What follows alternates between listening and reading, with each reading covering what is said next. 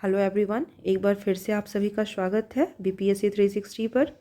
सबसे पहले तो मैं माफ़ी चाहूँगी कि कुछ कारणों से मैं पिछले कुछ दिनों से वीडियो अपलोड नहीं कर पा रही थी, किंतु एक बार फिर से अपने करंट अफेयर्स वीडियो के साथ हम आपके सामने हाजिर हैं और हम इसमें वहीं से करंट अफेयर्स कवर करेंगे जहां से हमारा करंट अफेयर्स छूटा था, यानी कि 23 दिसंबर से 26 दिसंबर तक के सारे अपडेट्स आपको इस वीडियो में मिल जाएंगे। तो चलते हैं हमारे पहले सवाल की तरफ। केंद्र सरकार ने अप्रैल 2022 से 100% साक्षरता के लिए किस अभियान को शुरू करने की घोषणा की है? ऑप्शन ए स्वच्छ भारत अभियान, बी नव भारत साक्षरता अभियान, सी ग्रामीण डिजिटल साक्षरता अभियान या फिर डी इनमें से कोई नहीं। तो इसका सही उत्तर है ऑप्शन नंबर बी, नव भारत साक्षरता अभियान।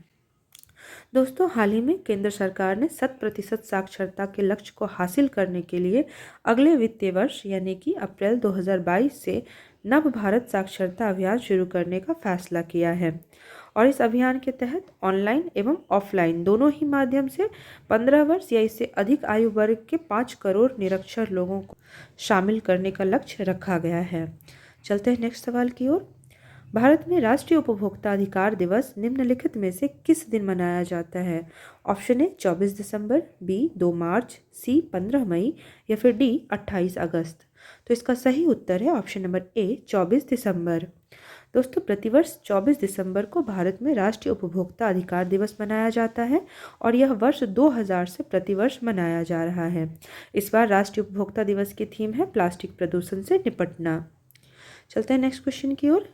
किस राज्य ने दुर्गम और पिछड़े क्षेत्रों में स्वास्थ्य सेवाएं उपलब्ध कराने हेतु मुख्यमंत्री वायु स्वास्थ्य सेवा यानी कि एयर एम्बुलेंस की शुरुआत की है?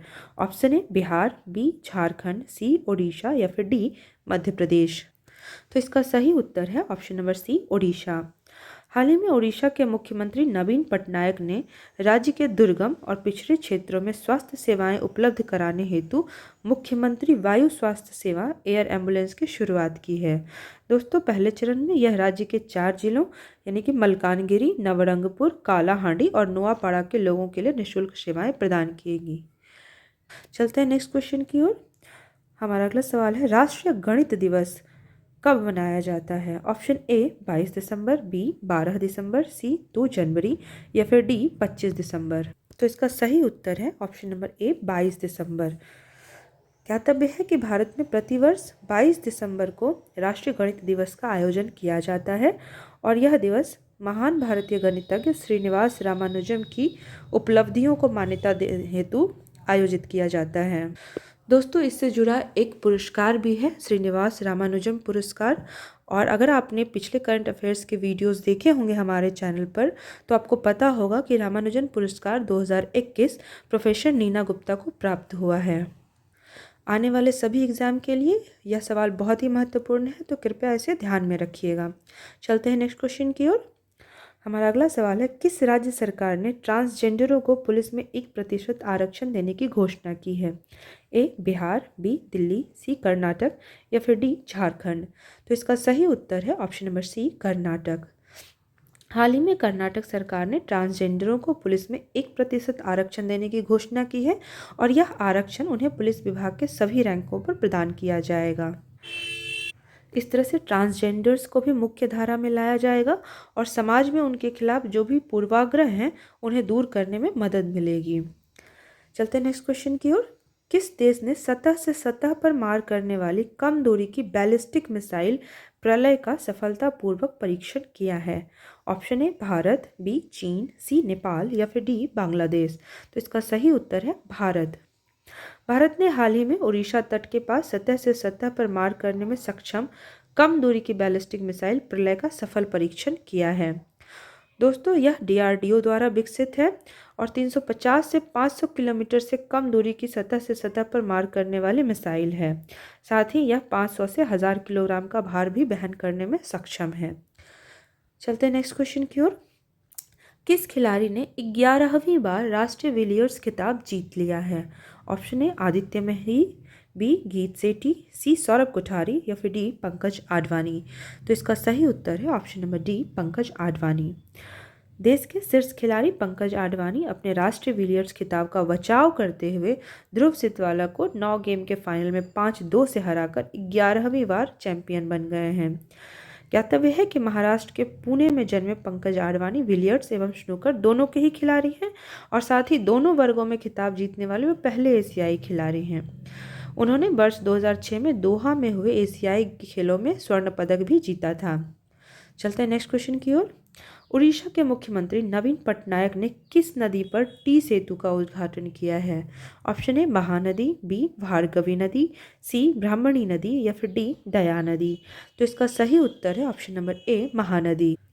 दोस्तों 20 दिसंबर 2021 को उड़ीसा के मुख्यमंत्री नवीन पटनायक ने महानदी पर टी सेतु का उद्घाटन किया है। ज्ञातव्य है कि टी सेतु ओडिशा का सबसे लंबा पुल है जो कटक जिले में महानदी पर बनाया गया है। यह 3.4 किलोमीटर लंबा और 7.4 मीटर चौड़ा पुल है। यह पुल बड़म्बा में गोपीनाथपुर, बांकी में बैदेश्वर को सिंहनाथ पीठ से जोड़ता है। इस पुल को अंग्रेजी अक्षर टी के आकार में बनाया गया है। चलते हैं नेक्स्ट सवाल की ओर। हाल ही में किस देश में यूनिकॉर्न के मामले में यूके को हटाकर तीसरा स्थान प्राप्त कर लिया है? ऑप्शन ए चीन, बी भारत, सी यूएसए या फिर डी जापान। तो इसका सही उत्तर है ऑप्शन नंबर बी भारत। दोस्तों हाल ही में हुरून रिसर्च इंस्टीट्यूट ने Hurun India future unicorn list 2021 जारी कर दी है, जिसके अनुसार भारत दुनिया का तीसरा सबसे बड़ा यूनिकॉर्न यानी कि स्टार्टअप इकोसिस्टम है। ज्ञातव्य है कि इस लिस्ट में अमेरिका शीर्ष पर है, जिसके बाद चीन का स्थान है और तीसरे स्थान पर भारत 51 यूनिकॉर्न के साथ है। चलते हैं नेक्स्ट सवाल की ओर। हमारा अगला सवाल है the monk who transformed Uttar प्रदेश पुस्तक के लेखक कौन हैं? शांतनु गुप्ता, प्रवीण पांडे, सी संजय गायकवाड़ या फिर डी प्रीतम दास। तो इसका सही उत्तर है option number A Shantanu Gupta. Shantanu Gupta ने the monk who transformed Uttar Pradesh how Yogi Adityanath change the word UP वाले भैया abuse to a badge of honour पुस्तक लिखी है। दोस्तों इस पुस्तक में उत्तर प्रदेश के मुख्यमंत्री, जिनका कि असली नाम अजय सिंह बिष्ट है, के नाथ पंथ में शामिल होने और फिर मुख्यमंत्री बनने के बाद के बारे में है। चलते हैं नेक्स्ट क्वेश्चन की ओर। पहला शिक्षक विश्वविद्यालय कहाँ बनाने के प्रस्ताव को मंजूरी दे दी गई है? Option A Rajasthan, B Haryana, C Delhi या फिर डी मध्य प्रदेश। तो इसका सही उत्तर है ऑप्शन नंबर सी दिल्ली। दोस्तों हाल ही में दिल्ली कैबिनेट ने राष्ट्रीय राजधानी में पहला शिक्षक विश्वविद्यालय स्थापित करने के प्रस्ताव को मंजूरी दे दी है और इस विश्वविद्यालय का उद्देश्य बेहतर रूप से प्रशिक्षित और योग्य शिक्षक तैयार करना है। चलते हैं नेक्स्ट सवाल की ओर। हाल ही में भारतीय सेना ने किस मैसेजिंग एप्लीकेशन का शुभारंभ किया है? ऑप्शन ए असिग्मा, बी अमन, सी आवाम या फिर डी एवन। तो यह तस्वीर देखकर आप समझ गए होंगे कि हमारा सही उत्तर है ऑप्शन नंबर ए असिग्मा। हाल ही में भारतीय सेना ने एक आधुनिक messaging application army secure indigenous messaging application यानी कि असिग्मा का शुभारंभ किया है। इसे सेना के सिग्नल्स कोर के अधिकारियों के समूह द्वारा विकसित किया गया है और यह पिछले 15 वर्षों से कार्यरत army wide area network messaging यानी कि एवन एप्लीकेशन के स्थान पर सेना के आंतरिक नेटवर्क पर लगाया जा रहा है। चलते हैं नेक्स्ट सवाल की ओर।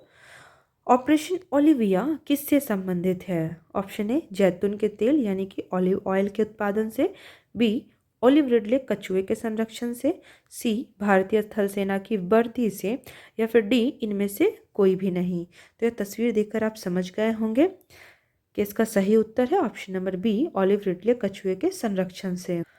दोस्तों भारतीय प्राणी विज्ञान सर्वेक्षण के शोधकर्ता 3 स्थानों यानी कि गहरमाथा, देवी नदी के मुहाने और ऋषिकुल्या में ओलिव रिडले कछुओं की टैगिंग कर रहे हैं। ज्ञातव्य है कि प्रतिवर्ष आयोजित किए जाने वाले भारतीय तटरक्षक बल का ऑपरेशन ओलिविया 1980 के दशक की शुरुआत में शुरू हुआ था। ज्ञातव्य है कि ओलिव रिडले कछुए नवंबर से दिसंबर तक प्रजनन करने और घोंसले बनाने के लिए उड़ीसा के तट पर स्पेशली गहिरमाथा और ऋषिकुल्या में एकत्रित होते हैं। दोस्तों ओलिव रिडले कछुआ को IUCN के रेड लिस्ट में वल्नरेबल कैटेगरी में रखा गया है, साइट्स के परिशिष्ट 1 में रखा गया है और वन्य जीव संरक्षण अधिनियम 1972 के अनुसूची 1 में रखा गया है। कभी कभी इस तरह के सवाल आ जाते हैं, जैसे कि ये पूछ सकते हैं कि ऑलिव रिडले कछुआ IUCN के रेड लिस्ट में किस कैटेगरी में शामिल है, जिसमें 4 ऑप्शंस आपको दे दिए जाएंगे और उसका सही उत्तर होगा कि वल्नरेबल कैटेगरी में शामिल हैं। इसी के साथ हमारा आज का वीडियो समाप्त होता है। वीडियो को लाइक करें, दोस्तों के साथ शेयर करें और नीचे कमेंट में बताएं कि आपको वीडियो कैसा लगा, या फिर जो भी आपका फीडबैक है वीडियोज़ के संबंध में वो आप दे सकते हैं। इधर इट्स पॉजिटिव और इट्स नेगेटिव। साथ ही चैनल को सब्सक्राइब करना बिल्कुल नहीं भूलें, क्योंकि इस चैनल पर आपको day to day current affairs के साथ और भी GS से जुड़ी हुई टॉपिक्स मिलेंगे। साथ ही आपका कीमती समय देने के लिए बहुत बहुत धन्यवाद। Happy learning.